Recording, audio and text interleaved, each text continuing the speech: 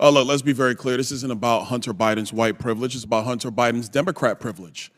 Because Donald Trump Jr. showed up for 5 congressional subpoenas. There was never this circus where he was subpoenaed by House Democrats and he showed up on the Senate side or showed up at the White House to answer in some fake, phony, lame press conference. When Byron Donalds goes head-to-head with AOC, you already know it's not going to be a debate. It's going to be a demolition. What you're about to see is one of the clearest examples of what happens when raw facts collide with political theater. And spoiler alert, AOC didn't stand a chance. If you're tired of the double standards, tired of the excuses, and tired of watching the radical left twist the law to protect their own, then buckle up because this showdown tells you everything you need to know about the fight for America's future. Farce. The man has been subpoenaed by Congress. Oh, and by the way, the January 6th committee, Mr. Raskin, which you did sit on, by the way, that was not a normally ordered committee of Congress because Nancy Pelosi did not want the Republican members that then Leader McCarthy put up. According to the courts, it was. It's my time, sir. Will you yield for a correction? I was respectful of your time. I didn't say anything. So, ladies and gentlemen, let's move forward with our business. He should be held in contempt. There was a subpoena. He did not answer it. Any other American will be held in contempt by Congress. Any other. This is Democrat privilege of the highest order. Let's do our jobs. I yield. Gentleman yields. Chair now recognizes Ms. Ocasio-Cortez from New York. Thank you, Mr. Chair. Just to address briefly, quickly, that moment about privilege and all of this that we're seeing here. It was a very beautiful speech. As also the Republican side had mentioned in their many raisings of the January 6th committee, that it's not just Hunter Biden, you, me, any individual subject to equal treatment under the law, to be held up to accountability under the law, but it is also these committees and this committee that is subject to oversight and law. We must comply with the law here as well. Now, I may be one of the very few people that actually believes in Congress, in this country. But I do, and many of us do here. And we have an obligation to engage in good faith participation to execute and comply with the subpoena. The chairman said in front of the country several times to Hunter Biden, you can show up here in front of the world, in front of the public. Hunter Biden took him up on that offer. He said, I will show up in public. I will show up in public. He showed up here today. He showed up here in the past. And Mr. Chairman, I know you do your best with what you've got, but you've got members here that have submitted falsified evidence to the record. You have members here that have submitted and mischaracterized closed-door hearings, and people want to say back and forth at the end of the day, it doesn't matter what party it's happened from. You've got members who've engaged in revenge porn in this committee. So it is understandable why Hunter Biden would want to testify in front of the public for the American people to be able to witness that testimony for themselves. You've got members who've defied subpoenas. You've got members who we are 1 year into the term asking what the rules are at the beginning of the committee. The book was given to us on day one. And so what we should do is allow the man to testify. I believe in the power of the Oversight Committee. Frankly, I believe in it regardless of whether Republicans or Democrats have the chair, because I believe that this committee should have the power of oversight. And we cannot do that on a partisan basis. And so for that, I implore this committee to allow Hunter Biden to testify publicly. I implore and I ask for that to happen. And we cannot do that by getting engaged in this back and forth on a defiance of the subpoena. Let him comply. Let him do it today. Let him do it tomorrow. But let the man do it. And with that, I yield back to the ranking member. Thank you, Ms. Ocasio. Thank you, Mr. Chairman. A couple of things. First, it was said in this hearing, Mr. Chairman, about you specifically, that you repeatedly said you would give Mr. Biden any opportunity, he could choose which one, to come and speak in front of this committee. He could do it by deposition, he could do it by open hearing. It was up to him. The truth of the matter, though, is, members, is that the chairman's words are not binding. Like no other member's words of Congress are really not binding. The binding article. Point of order. Does the chairman agree with that? Point of order. Does the chairman agree? Are you going to restore my time? Point of order. Just point of order. Okay. Does the chairman agree that the chairman's words are not binding on the committee? That's not a point of order. It has nothing to do with the order of this hearing. Thank you. Can I go back to 4 minutes and 34 seconds? That's where I was before I was interrupted by Mr. Raskin. Yes, reset the clock. Thank you. Thank you.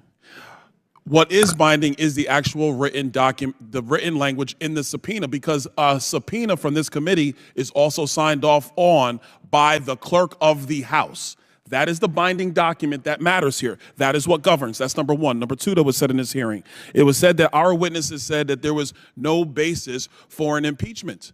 But remember, members on the Democrat side of the aisle, what was said by Mr. Turley at the time was that there was plenty of evidence for the continuation of an impeachment inquiry. And the purpose of that hearing was the relevance basis for an impeachment inquiry. The House has now voted for an impeachment inquiry. And one of the first things that the House did after the vote of an impeachment inquiry was to subpoena Hunter Biden to appear. Hunter Biden has evaded that subpoena. So flagrantly did he evade it that he decided to show up at the Senate side to give a press conference, and Eric Swalwell, a member of the House, helped him get that time on the Senate side to give a press conference. That's a flagrant violation of a congressional subpoena. Secondarily, he has the gall to show up here when we're actually discussing contempt.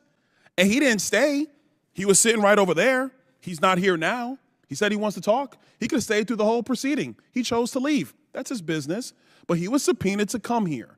Back in December, he chose not to of his own volition. He's in violation of that subpoena, a subpoena that was executed with the signature of the clerk of the House of Representatives. That is the document that is binding. That's what we work off of. Mr. Chairman, I actually want to submit for the record an article from The Hill written by Jonathan Turley, and it is titled Eric Swalwell and the Politics of Contempt.